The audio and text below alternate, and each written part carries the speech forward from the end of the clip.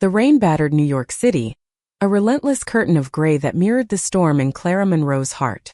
She stood outside the towering glass office of Harper & Associates, clutching a resignation letter that felt heavier than the world. 3 years as Evelyn Harper's assistant had carved her soul into something she barely recognized, and tonight, she'd end either, so she thought. Clara, 28, had always been the dreamer, the artist who saw beauty in chaos. Her hazel eyes sparkled with hope when she first stepped into Evelyn's pristine law firm, a fresh paralegal desperate to prove herself. Evelyn Harper, 32, was the opposite, a legal prodigy with a reputation as cold as the steel skyscrapers she dominated. Her blue eyes cut through people like a blade, and her perfectly tailored suits were armor against the world. Clara had been warned Evelyn was untouchable, a machine who valued results over feelings. Yet Clara stayed, drawn to something she couldn't name. The office was a battlefield of ambition. Evelyn's demands were relentless, late nights, impossible deadlines, and a chilling detachment that made Clara feel like a shadow. But there was a catch. Evelyn's clients, powerful and conservative, expected a certain image, a stable, relatable one. So Evelyn had proposed a deal 6 months into Clara's tenure. Pretend to be her partner. Publicly, they'd be the perfect couple, a facade to soften Evelyn's edges and win over clients. Privately, nothing would change. Clara, drowning in student loans and desperate to keep her job, agreed. She didn't expect her heart to betray her. The charade began innocently. Hand-holding at galas, staged photos at charity events, and practiced smiles that fooled everyone. Clara played her part, laughing at Evelyn's dry humor, brushing her arm in public, and memorizing the way Evelyn's lips curved when she thought no one was watching. But the act blurred into reality. Every touch lingered too long. Every glance held too much. Clara found herself craving the moments when Evelyn's guard slipped, a rare laugh, a fleeting softness in her eyes. She was falling, and it terrified her. Evelyn, though, remained a fortress. "This is business, Clara," she'd say, her voice like ice. "Don't get confused." Clara nodded, burying her feelings beneath a smile, but the words cut deeper each time. She wondered if Evelyn felt anything at all, or if she was just a pawn in a game of power. The doubt gnawed at her, but she couldn't quit not when her heart kept whispering that there was more to Evelyn than the world saw. One night after a grueling case, they sat in Evelyn's office, the city's lights glittering through the rain-streaked windows. Clara, exhausted, let her guard down.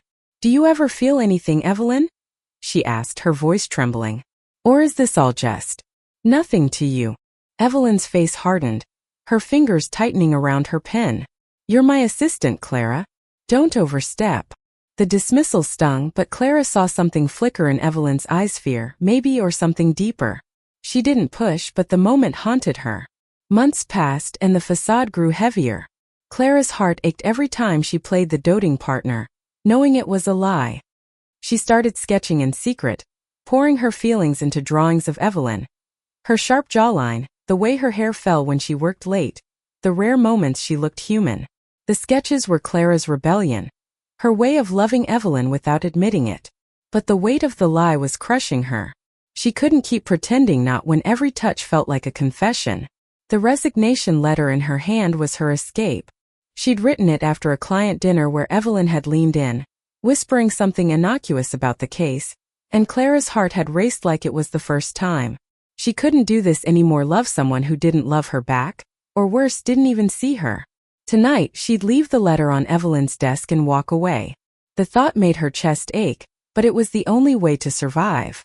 As she stepped into the elevator, her phone buzzed. A text from Evelyn. "Where are you? We need to talk." Clara's heart lurched. Evelyn never texted unless it was urgent. She shoved the letter into her bag and headed to the top floor, her mind racing. What could Evelyn want now? Another case? Another performance?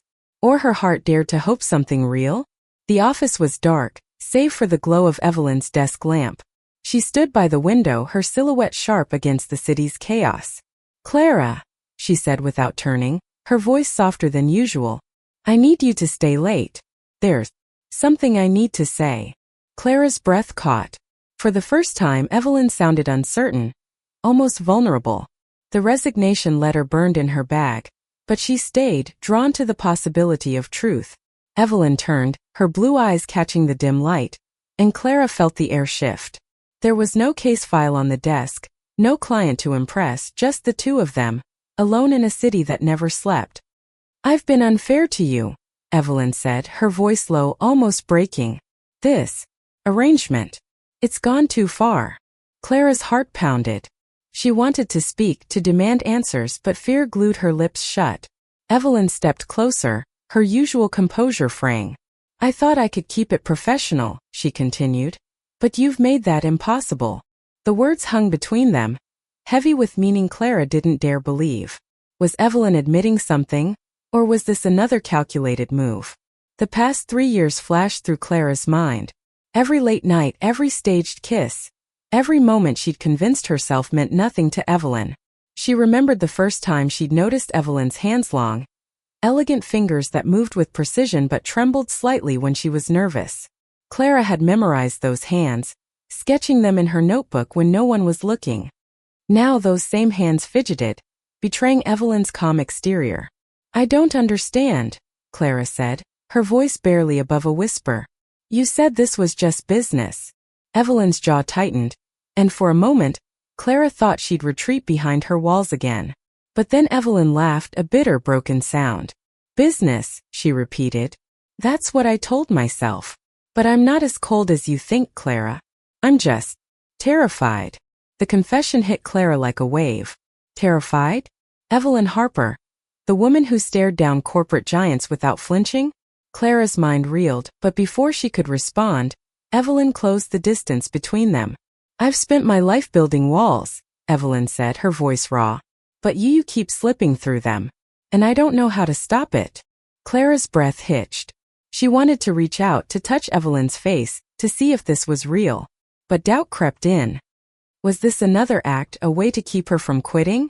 The resignation letter in her bag felt like a ticking bomb. "Why now?" Clara asked, her voice shaking.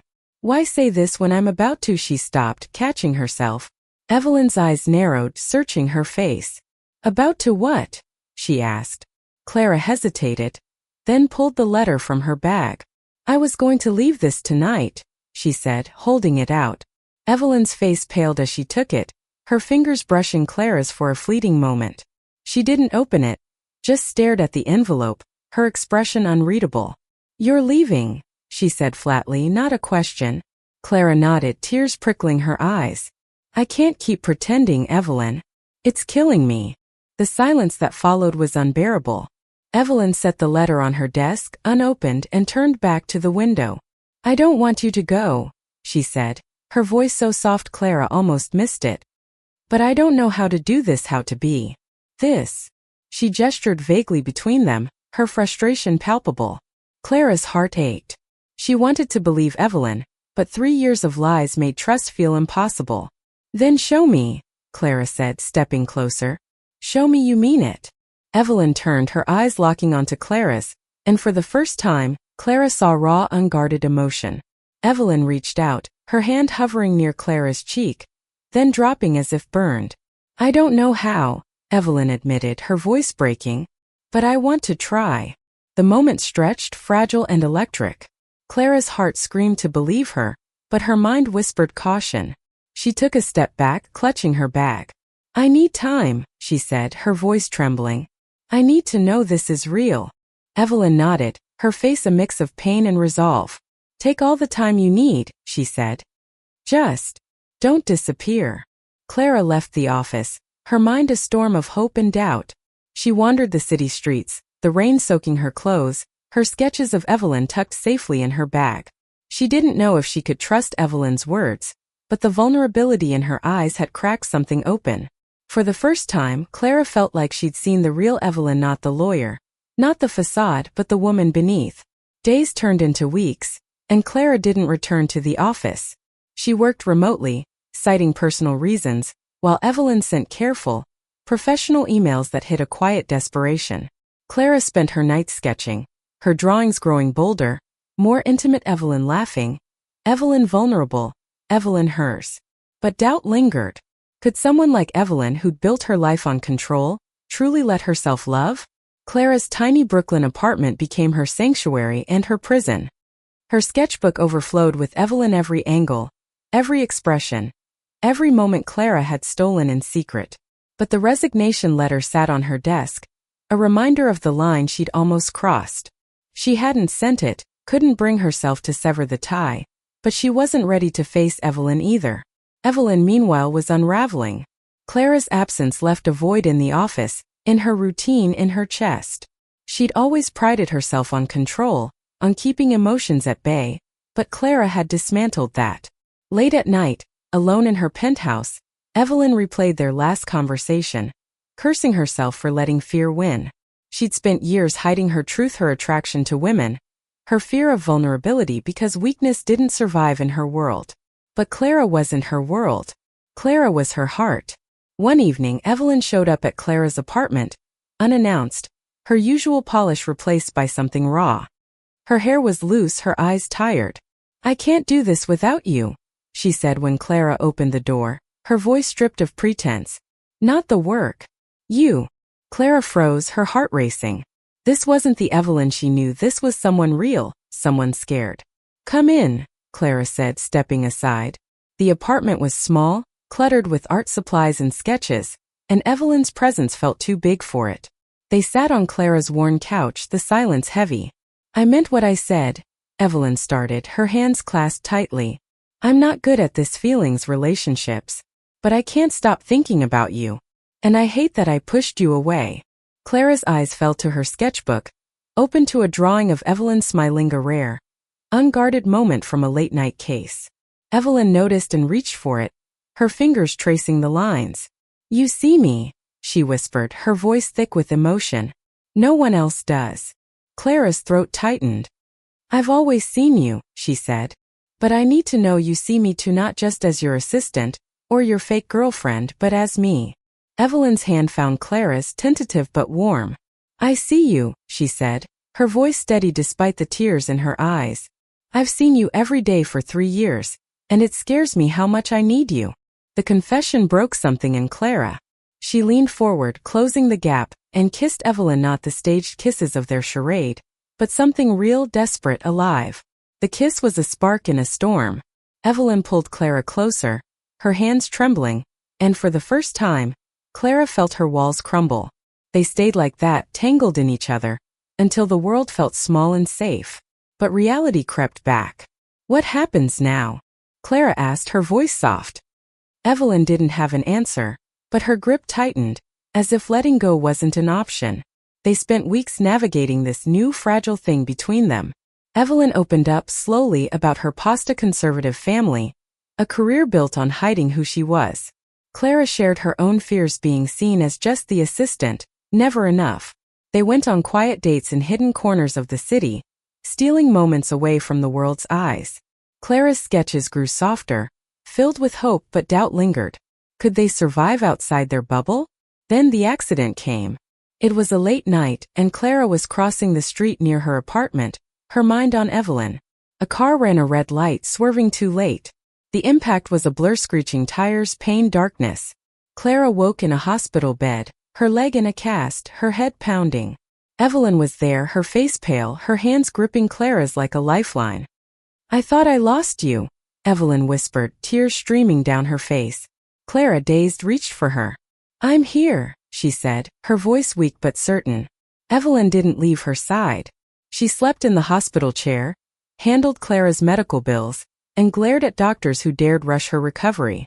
Clara saw a new side of her, fierce, protective, unguarded. It was the Evelyn she'd always hoped for, the one her sketches tried to capture. But the accident stirred something else. Clara realized life was too short to hide her heart, and Evelyn's fear of losing her had shattered her last defenses. Clara's recovery was slow, her apartment now a maze of crutches and physical therapy equipment. Evelyn was there every day, bringing takeout, reading case files aloud to keep Clara's mind sharp, and sometimes just sitting in silence, her hand resting on Clara's. The accident had stripped away the last of their pretenses. Evelyn wasn't the cold lawyer anymore. She was a woman terrified of losing the one person who saw her soul. One night, as rain tapped against the window, Clara showed Evelyn her sketchbook. Page after page of Evelyn laughing, working, vulnerable. "This is how I've always seen you," Clara said, her voice soft. Evelyn's eyes welled up as she turned the pages, her fingers lingering on a drawing of them together, hands entwined. I don't deserve this, she whispered. Clara shook her head. You deserve to be loved, Evelyn. We both do. The words unlocked something. Evelyn kissed her, slow and deliberate, like she was memorizing every second. I love you, she said, the words clumsy but real. Clara's heart soared, but fear lingered. Love was new, fragile, and the world outside wasn't kind to women like them. Evelyn's career, her clients, her familiarity all judge. Clara knew the cost of being open, but she also knew the cost of hiding. They decided to face it together. Evelyn started small, introducing Clara as her partner, not her assistant, at a low-stakes client meeting. The client, a progressive tech CEO, smiled and shook Clara's hand. It was a tiny victory, but it felt monumental. They began rewriting their story. No longer a facade, but a truth they built together. Clara returned to work, her crutches a reminder of how close they'd come to losing everything. But the world wasn't done testing them. Evelyn's biggest client, a conservative real estate mogul, caught wind of their relationship. He called a meeting, his tone icy. I hired you for your discretion, Harper, he said, his eyes flicking to Clara. This complicates things. Evelyn's face was stone, but her hand found Clara's under the table, a silent promise. My personal life doesn't affect my work, Evelyn said, her voice steady. But if it's a problem, we can part ways. Clara's heart swelled. Evelyn was choosing her, even if it meant losing everything she'd built. The client backed off, but the tension lingered. Evelyn's colleagues whispered, and her family sent curt emails, urging her to reconsider her choices. Clara felt the weight of it, wondering if she was worth the cost. One night she voiced her fear. What if I'm ruining your life? She asked, tears in her eyes. Evelyn cupped her face, fierce and certain. You're the only thing that makes it worth living, she said. I'd rather lose everything than lose you. Clara's recovery mirrored their relationship, painful, slow, but stronger every day. They moved in together, turning Evelyn's sterile penthouse into a home with Clara's art on the walls. They fought, laughed, and learned each other's edges. Clara's sketches became bolder, filled with color, while Evelyn softened, her smiles no longer rare. They were building something real, something worth fighting for. But the past wasn't done with them. A former colleague, bitter from a lost promotion, leaked their relationship to a tabloid. The headline screamed, Top Lawyer's Secret Romance Threatens Empire. Evelyn's phone exploded with calls, clients, reporters, her family. Clara watched her pace the apartment, her face a mask of control, but her hands shook. We can handle this, Clara said, taking her hand. Evelyn nodded, but her eyes were distant, haunted by the life she tried to outrun. They faced the storm together, issuing a statement through the firm. Evelyn Harper and Clara Monroe are partners in life and work. We remain committed to our clients and our values. The backlash was swift. Some clients left, others stayed. Evelyn's family cut contact, but Clara's friends, a tight-knit group of artists, welcomed Evelyn with open arms. Through it all, Clara and Evelyn held fast, their love a quiet rebellion against a world that wanted them to hide. The tabloid storm passed, but it left scars. Evelyn's firm took a hit, losing high-profile clients, but she rebuilt, focusing on progressive companies who valued her skill over her personal life. Clara, now fully recovered, took on a bigger role at the firm, her paralegal work infused with the same passion she put into her art. They were a team in every sense, their love a quiet strength that carried them through. One spring evening they walked through Central Park, the air warm with promise. Clara carried her sketchbook, a habit she couldn't break, while Evelyn held her hand, no longer afraid of who might see. They stopped at a bench, the same one where Clara had once sketched Evelyn in secret, back when love felt like a dream she couldn't touch. I was so scared of this, Evelyn said, her voice soft as she looked at Clara. Of you. Of what you made me feel. Clara smiled, squeezing her hand. And now? Evelyn's eyes shone, unguarded and warm. Now I know I was never cold. I was just waiting for you. Clara opened her sketchbook, revealing a new drawing. The two of them laughing under the park's autumn leaves, the moment from the image prompt that had started it all. This is us, Clara said, her voice thick with emotion. Not the facade, not the accident, just us. Evelyn pulled her close, kissing her forehead, her lips, her heart. I love you, she whispered, the words no longer clumsy but a vow. They sat there wrapped in each other, as the city hummed around them. The accident had been a turning point, a brutal reminder of how fragile life was, but it had also shown them what mattered. Love wasn't just the grand gestures or the stolen kisses, it was the quiet moments, the choice to stay, the courage to be seen. Clara and Evelyn had faked it once, but now every touch, every glance was real. Years later, they'd tell their story, not the tabloid version, but the truth. How Clara, the dreamer, had loved Evelyn, the fortress, in secret. How an accident had broken them open, forcing them to face their fears. How they'd chosen each other, again and again, against a world that wasn't always kind. Their love wasn't perfect, but it was theirs, built on truth and scars and sketches that captured a heart learning to beat. As the sun set, casting golden light over the park, Clara leaned into Evelyn, her sketchbook resting between them. The world could judge, could whisper, could try to break them. But they'd learned the hardest lesson. Love, real love, was worth every fight. And they'd fight for it always. Thank you for listening. Don't forget to like and subscribe to stay updated with the latest videos.